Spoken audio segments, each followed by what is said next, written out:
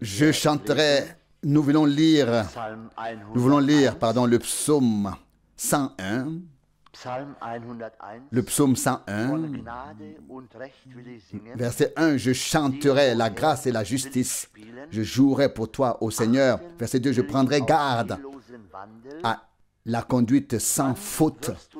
Quand viendras-tu à moi? Je marcherai dans la pureté du cœur au sein de ma maison. Verset 3, je ne garderai pas mes yeux sur les choses honteuses. Je hais les actions des rebelles. Elles ne s'attacheront pas à moi. Verset 4, le cœur faux restera loin de moi. Je ne connaîtrai pas le méchant. Verset 5, celui qui calomnie son prochain en secret, je le réduirai au silence. Celui qui a des yeux hautains et un cœur orgueilleux, je ne le supporterai pas. Verset 6, j'aurai les yeux sur les fidèles du pays. Ils habiteront avec moi. Celui qui marche dans les voies de la piété me servira. Verset 7. Celui qui commet la fraude n'habitera pas au milieu de ma maison. Celui qui dit des mensonges ne subsistera pas devant mes yeux.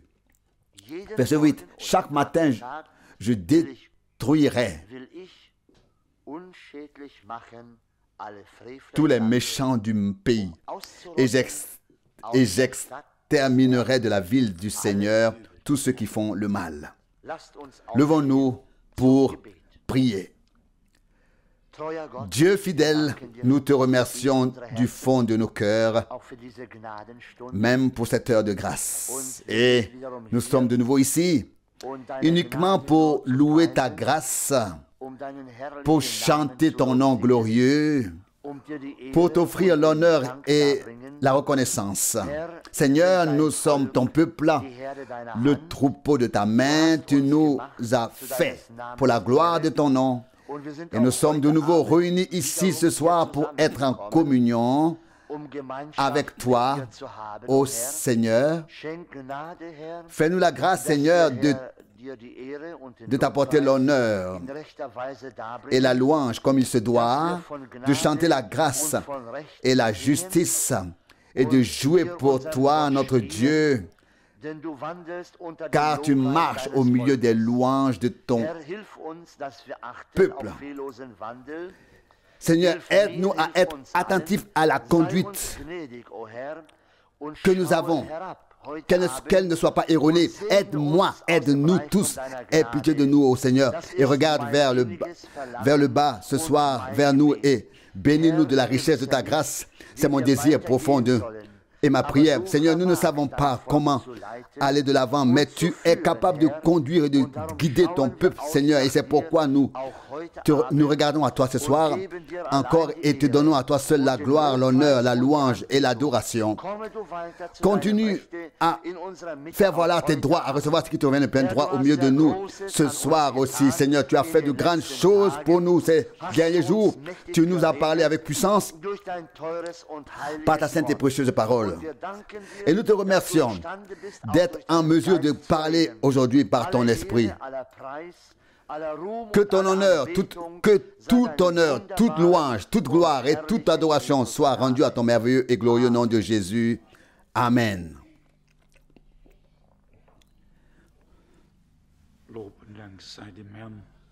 Loué et remercié soit le Seigneur. Vous ne devez pas avoir peur que je prêche, mais nous sommes si reconnaissants de pouvoir nous réunir pour remercier le Seigneur de ce qu'il a fait pour nous. Je crois que quelqu'un a dit, celui qui croit, Dieu lui parle. Et celui qui obéit, Dieu agit par lui.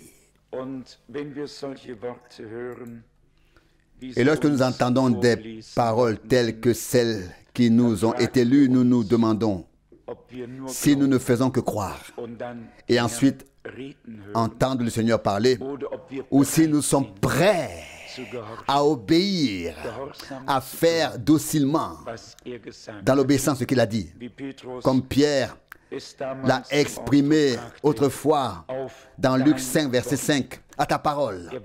Il était obéissant. Il a cru, c'est pourquoi le Seigneur a parlé. Il obéissait. Il a obéi, c'est pourquoi il a jeté le filet. Les choses sont tout simplement liées et nous devons nous laisser dire cela.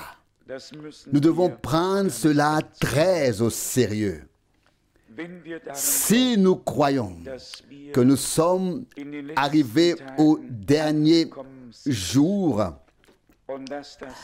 et que la fin doit être et sera semblable au commencement, alors nous devons maintenant nous orienter à la fin vers ce qui était au commencement. Car Jésus-Christ est le premier et le dernier. Pour être le même, il doit être avec les derniers ce qu'il était au commencement, avec les premiers, pour pouvoir être le même. Et cela, nous le croyons de tout notre cœur. Maintenant, l'obéissance doit s'y ajouter pour que Dieu puisse agir, pour que Dieu puisse agir. Nous pouvons parcourir toutes les Saintes Écritures. Dieu a parlé à Abraham et lui a fait la promesse. Il a cru.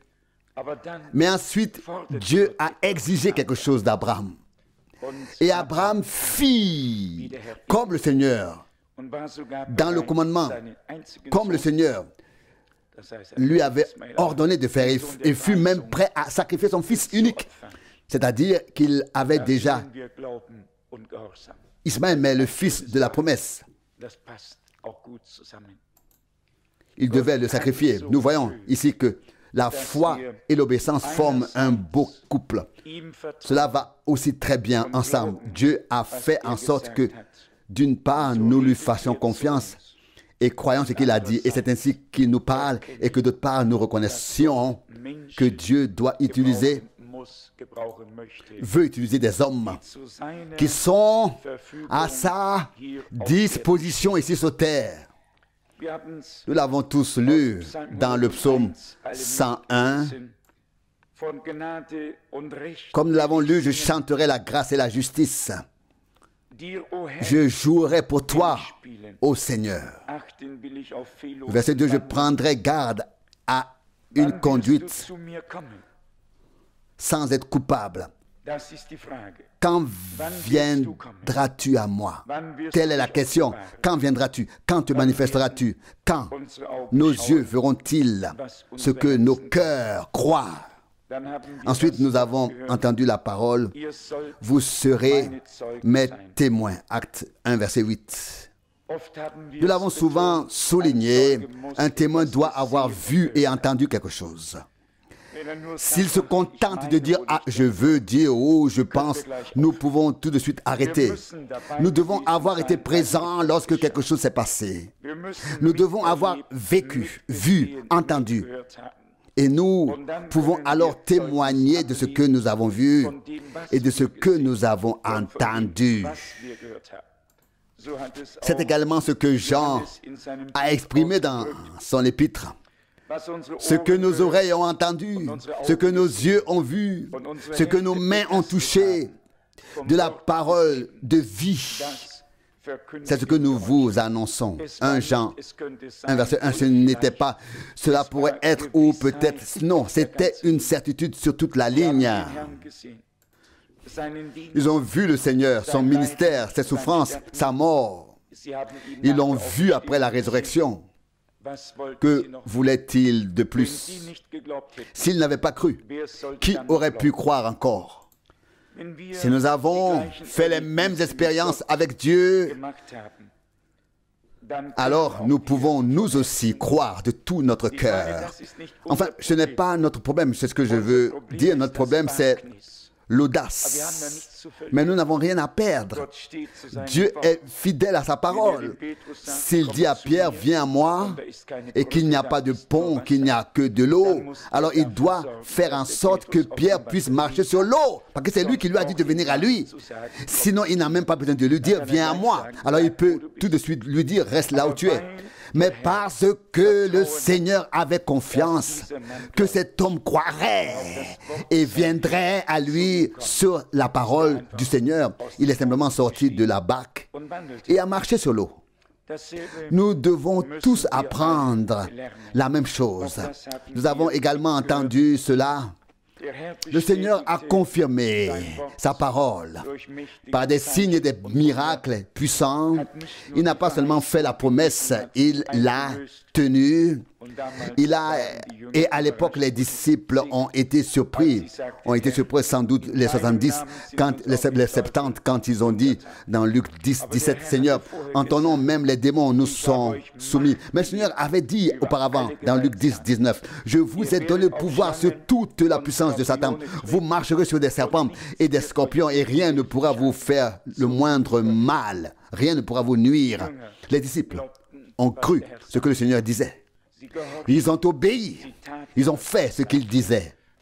C'est maintenant le point que nous devons tous prendre à cœur. On peut croire ce qui est écrit dans Marc 16, ce qui est écrit dans Matthieu 28, ce qui est écrit dans Luc 24 et ce qui est écrit dans Jean 20. On peut croire tout cela. Mais si on s'arrête à la foi, alors c'est une foi sans œuvre. Et alors, il est tellement... Ou alors, elle est tellement morte, alors on peut l'enterrer. Car... Oui, on peut l'enterrer, car Jacques dit très clairement, une foi sans œuvre est morte en elle-même. Elle n'a pas de vie. Elle ne peut pas marcher, elle ne peut pas entendre, elle ne peut pas parler. Elle doit être portée comme une idole. Et nous pouvons tous nous en passer. Dieu nous a fait vivre ensemble. Avec Christ, nous a vivifiés. Selon Éphésiens 2, verset 5. Nous a ramenés à la vie avec lui. Il nous a fait grâce. Il nous a donné les promesses de sa parole. Déjà dans l'Ancien Testament, dans Ésaïe 43 et verset 10, Ésaïe 43, verset 10, le Seigneur a parlé au peuple d'Israël et a dit, vous êtes mes témoins, Ésaïe 43, verset 10. C'est ainsi que le Seigneur s'exprime et vous êtes mon serviteur, celui que j'ai choisi. Pas seulement des témoins, mais soyez mon serviteur. Je vous ai pris à mon service comme mes témoins. Vous êtes à ma disposition. Verset 10, vous êtes mes témoins.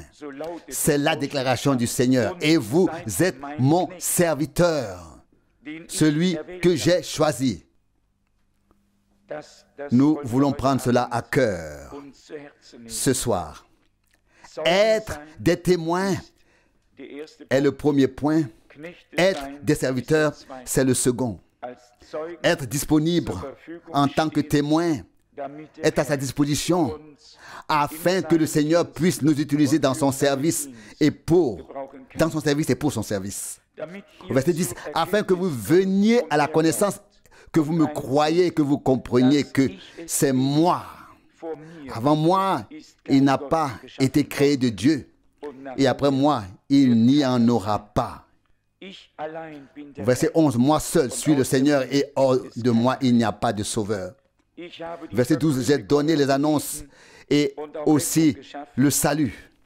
Et je l'ai fait entendre quand il n'y avait pas encore de Dieu étranger parmi vous. Et ainsi, vous êtes mes témoins. C'est la déclaration du Seigneur. Et moi seul suis Dieu. Oh, quelle parole merveilleuse. Vous êtes mes témoins. Vous êtes mon serviteur. Vous avez vu, vous avez entendu. Vous êtes à ma disposition. Quand je veux parler, agir, vous êtes là. Quand je parle, vous écoutez. Quand j'ordonne, vous le faites. Je compte sur vous. Vous êtes mon peuple. Vous avez une tâche Et cette tâche, vous devez l'accomplir, vous devez vous mettre à la disposition de cette tâche. Vous devez témoigner que je suis le Seigneur, que je suis Dieu. Vous devez témoigner que je vous ai racheté, que je vous ai délivré. Vous êtes à ma disposition. Oh, quelle parole merveilleuse. Verset 10, vous êtes mes témoins. C'est la déclaration du Seigneur. Et vous êtes mon serviteur, collectivement, tous ensemble. Le serviteur du Seigneur, l'assemblée du Seigneur, l'église du Seigneur, le corps du Seigneur, à sa disposition, entièrement soumis à la tête, au chef. Ensuite se trouve la parole ou l'expression merveilleuse. Verset 10, et soyez mon serviteur, celui que j'ai choisi. L'élection est déjà là, ici, contenue. Si Dieu nous a choisis et pas seulement appelés, alors cette élection divine a un sens et un but. Et nous pouvons fixer l'appel. Nous pouvons, affermir notre appel et notre élection. Affermir. Nous devons parvenir à la connaissance, croire et comprendre qu'il est Dieu et que nous sommes son peuple et qu'il est le Seigneur et qu'il est notre Sauveur en dehors duquel il n'y en a pas d'autre. Et il dit ici, j'ai donné les annonces au verset 12, Ésaïe 43. Et j'ai aussi accompli le salut. Il nous présente déjà la chose comme une œuvre accomplie, achevée. Ensuite, dans le Nouveau Testament, comme nous l'avons lu, vous serez mes témoins. Actes de l'Apôtre 1, verset 8. Ne demandons pas seulement à Dieu de nous parler, il l'a fait déjà. Il l'a fait de manière puissante. Laissons-le nous donner aussi l'obéissance et la confiance afin qu'il puisse nous utiliser. Je crois que c'est le sens de cette phrase et des deux phrases que j'ai lues. Celui qui croit, c'est à lui que Dieu parle. Celui qui obéit, Dieu ensuite peut agir à travers lui. Et nous voulons être des gens à qui il parle, mais aussi des gens qu'il peut utiliser, qu'il peut bénir, qu'il peut envoyer, qu'il peut prendre à son service. Verset 8, mais vous recevrez de la puissance. Actes des Apôtres 1, verset 8. Quand l'Esprit Saint viendra sur vous, et vous serez mes témoins, témoins pour moi à Jérusalem et dans toute la Judée et la Samarie et jusqu'aux extrémités de la terre. Cette pensée aussi est merveilleuse, non seulement en ce qui concerne le globe terrestre en tant que tel, qui va jusqu'aux extrémités de la terre, mais aussi jusqu'à la fin des temps. Voici, je serai avec vous tous les jours, jusqu'à la fin du monde. Pas seulement jusqu'aux extrémités de la terre, mais les deux. Jusqu'aux extrémités de la terre, le son parvient, mais il sera avec nous. Jusqu'à la fin du monde, jusqu'à la fin des temps. Jusqu'à ce que nous soyons enlevés du temps dans l'éternité. C'est là que nous avons la parole merveilleuse qui fait sans doute encore partie de cela, tirée du chapitre 2 des Hébreux. Il y a dit que le Seigneur était avec les siens et qu'il a confirmé la parole qu'ils avaient apportée. Hébreux chapitre 2 du verset 3. Comment échapperions-nous si nous ne tenions pas compte d'un si grand salut? Celui-ci a en effet commencé par la prédication du Seigneur lui-même et nous a été confirmé par les témoins auriculaires. Verset 4, Hébreux 2. Dieu en a encore rendu témoignage par des signes et des prodiges, par de multiples actes de puissance et par des dispensations de l'Esprit Saint à sa discrétion. Il ressort d'ailleurs de ce verset que les épîtres des Hébreux ont été écrites par quelqu'un qui n'était ni témoin oculaire, ni témoin auriculaire, puisqu'il le souligne ici lui-même. Cela a en effet commencé au verset 3 par la prédication du Seigneur lui-même et nous a ensuite été confirmé, de manière fiable par les témoins auriculaires. Nous sommes reconnaissants à Dieu. Tout est toujours si clair si nous nous laissons seulement transfigurer ces choses par le Saint-Esprit.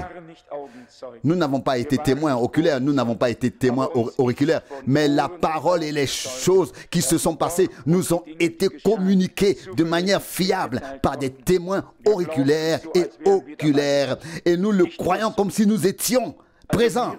Je le fais. C'est-à-dire que c'est ce qui m'arrive. Je peux le croire de tout mon cœur. Quand je lis les histoires du Seigneur, de la crucifixion, de la mise au tombeau, de la résurrection, etc., tout est si proche, tout est si vivant, tout est si réel pour nous. Quand les femmes viennent là, au tombeau, et qu'elles pensent qui va nous rouler la pierre, et elles arrivent, et la pierre est enlevée, et il y a un tremblement de terre, et voilà, quelqu'un qui dit, que cherchez-vous ?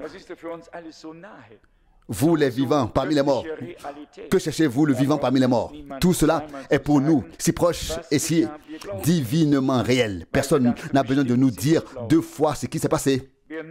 Nous le croyons parce que nous sommes destinés à croire. Celui qui n'y est pas destiné, on peut le lui dire 100 fois. Et là, comme Paul le mentionne dans 1 Corinthiens 15, 500 frères peuvent avoir vu le Seigneur en une seule fois après sa résurrection. Il y en aurait 5000 qui a secoué la tête et a dit « Nous ne le croyons pas ». Ils n'ont pas non plus besoin de le croire, car la foi est un mystère avec les croyants et Dieu se révèle à ceux qui ont foi en lui. Les non-croyants mourront dans leur incrédulité, mais les croyants auront la vie par la foi. Quelle parole merveilleuse! Comme Abraham, la foi a été placée dans notre cœur par Dieu. Nous ne pouvons que croire. Mais à cette foi devrait maintenant s'ajouter effectivement la deuxième partie. Cette confiance en Dieu et en obéissance à sa parole, faire ce qu'il nous a commandé. Si nous attendons de devenir dignes, nous deviendrons certainement vieux comme Mathusalem et nous n'oserons pas. Mais si nous disons, il nous a fait grâce, il nous a destinés à nous mettre à son service, à sa disposition, nous nous considérons certes comme indignes, mais aussi comme son instrument mis à son service. Quelle parole merveilleuse! Car c'est par le Seigneur qu'elle a commencé, puis elle a été confirmée de manière, donc la prédication, puis elle a été confirmée de manière fiable par les témoins auriculaires. Nous croyons tous ceux qui ont parlé ici, mais pas ce qu'a dit le diable ou les infidèles, ou Caïphe là-bas et les amis là-bas. Non, ce qu'ils ont dit, cela ne nous intéresse pas. Mais ils devaient aussi dire des choses. Le diable doit aussi parfois dire des choses. Non, mais nous ne le croyons pas. Nous ne croyons pas cela. Mais ce que Dieu a dit, ce que ceux qui avaient quelque chose à dire ont dit, nous les croyons. Mais quand de faux témoins se présentent et disent « Nous avons entendu et il a blasphémé et il a fait ceci », nous ne le croyons pas. Mais tout ce que Dieu a dit, nous le croyons de tout notre cœur. Précisément parce que nous sommes destinés à croire. À croire. Verset 3, Hébreux 2, et nous a ensuite été confirmé de manière fiable par les témoins auriculaires. Hébreux 2, verset 3. Et puis vient, bien sûr, le témoignage divin. Et puis, bien sûr, il y a le témoignage divin et c'est ce dont nous avons absolument besoin. Verset 4. Dieu ayant encore rendu témoignage à cela par des signes et des miracles. D'une part, les hommes de Dieu, le peuple de Dieu, les enfants de Dieu, les messagers de Dieu, ils ont témoigné, ils ont entendu de leurs oreilles, ils ont vu de leurs yeux. Ils ont confirmé à ceux qui ne l'avaient pas vu ni entendu, ils l'ont affirmé. Mais cela n'a pas suffi. Puis, Dieu lui-même a encore témoigné. Comme il est écrit ici, Hébreux 2, verset 4. Verset 4. Dieu en a encore rendu témoignage par des signes et des prodiges, par de multiples actes de puissance et des dispensations du Saint-Esprit à sa discrétion. Donc, en plus de ce qu'eux, ils ont témoigné, Dieu aussi a rendu son témoignage. Et c'est le point que nous devons simplement souligner. L'heure de l'action de Dieu est maintenant arrivée. Et nous voulons être à sa disposition maintenant, tout en étant très clairement conscients que nous ne pouvons absolument rien faire. C'est la meilleure condition que nous puissions présenter à Dieu, à savoir que nous ne pouvons rien faire. Mais que nous sommes prêts à croire et à écouter ce qu'il a dit et que nous voyons et que nous soyons prêts à obéir pour faire ce qu'il a ordonné. Que la foi et l'obéissance, l'ordre et l'exécution vont en quelque sorte de pair, pas à pas et main dans la main. Pierre a dit quelque part à peu près la même chose du témoignage que Dieu a rendu dans 2 Pierre au chapitre 1. 2 Pierre chapitre 1, il est question des témoins oculaires au verset 16. Ensuite, 2 Pierre chapitre 1 verset 16. Car nous n'avons pas suivi des fables habilement conçues lorsque nous vous avons annoncé la puissance et le retour de notre Seigneur Jésus-Christ, mais nous avons été témoins oculaires de son admirable gloire. Et c'est ce que nous croyons. Nous croyons que Pierre, Jean et Jacques étaient là-bas sur la montagne de la transfiguration, que la nuée lumineuse est descendue, qu'ils ont été enveloppés dans la lumière, et que Moïse et Élie étaient aussi là-bas, s'entretenant avec le Seigneur sur la sortie qui serait avec lui à Jérusalem. Tout ce qui allait, s'entretenant avec lui de ce qui allait se passer à Jérusalem. Et que la voix s'est alors fait entendre. Celui-ci est mon fils bien-aimé en qui j'ai mis toute mon affection. C'est lui que vous devez écouter. Pierre était déjà sur le coup. Là, il voulait construire des tentes. C'était très beau. La gloire de Dieu était là. On devrait pouvoir y rester, mais pas construire des cabanes et s'installer, mais continuer à annoncer ce que le Seigneur a fait. C'est pourquoi Pierre a pu dire d'une manière si merveilleuse, verset 16, de Pierre 1, car nous n'avons pas suivi des fables habilement conçues lorsque nous vous avons annoncé la puissance et le retour de notre Seigneur Jésus-Christ. Mais nous avons été témoins oculaires de sa gloire merveilleuse. Quelle grande grâce de Dieu que de pouvoir être témoin oculaire ou auriculaire de ce que Dieu a fait. Quand Dieu fait quelque chose, et je n'ai pas peur de dire, que nous sommes les témoins oculaires et auriculaires de ce que Dieu a promis pour ce temps et de ce que Dieu a déjà fait en ce temps. Et nous serons les témoins oculaires et auriculaires de ce que Dieu fera encore.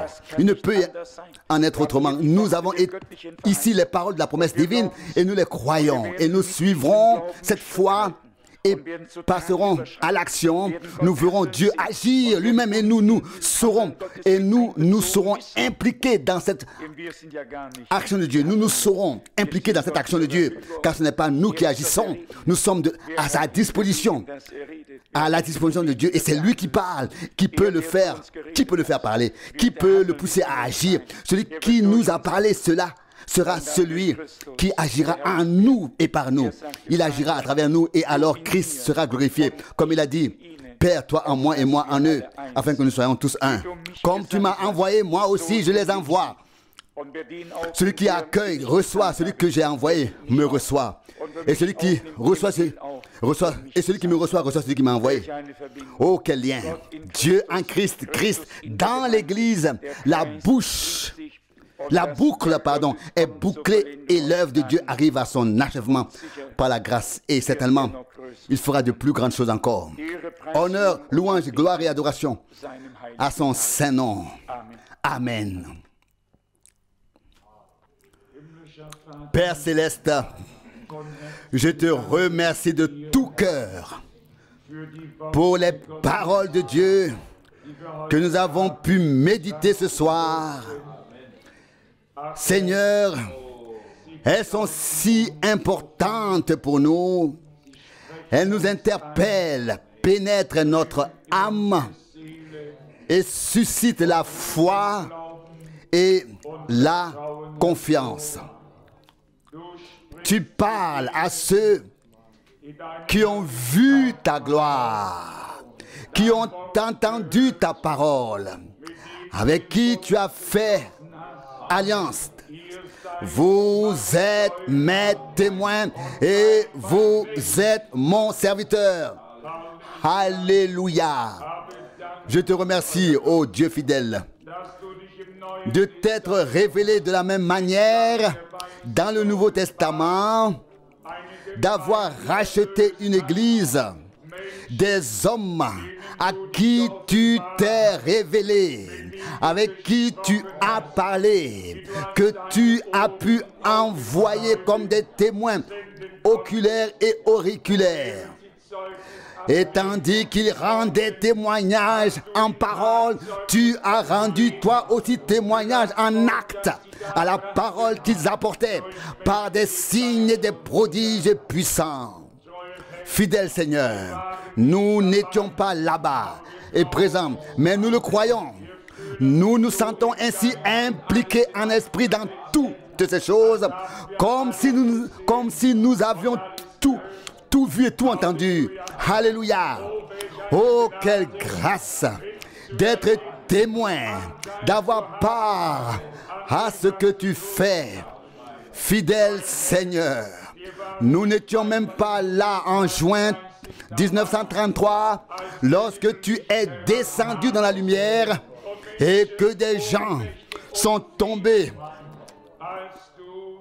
en syncope lorsque tu as dit, comme Jean a été envoyé comme précurseur de la première venue du Christ, tu seras envoyé avec un message qui sera précurseur, qui précédera le retour du Christ. Seigneur, nous n'étions pas là le 7 mai 1946, ni en janvier 1950, lorsque la colonne de feu est descendue à Houston, Texas, devant des milliers de personnes et a été prise en photo par quelqu'un qui critique, par un critique de journal et un photographe. Mais Seigneur, nous avons cru au témoignage de ton serviteur et au témoignage de ton peuple. Et tu l'as confirmé par des miracles et des signes puissants. Nous serions des insensés si nous ne croyions pas. Mon Dieu, que les hommes nous fassent passer pour des fous. À la fin, nous sommes les héritiers qui riront. Les héritiers qui rient. Alléluia. Gloire, honneur et adoration à ton nom. Aujourd'hui, nous sommes peut-être les idiots. Le jour que tu as fait, nous entrerons comme les sages à la joie de notre Seigneur. Et nous prendrons le repas de noces avec lui. Seigneur, nous te remercions de tout cœur. Nous te confions maintenant tous ceux qui souffrent.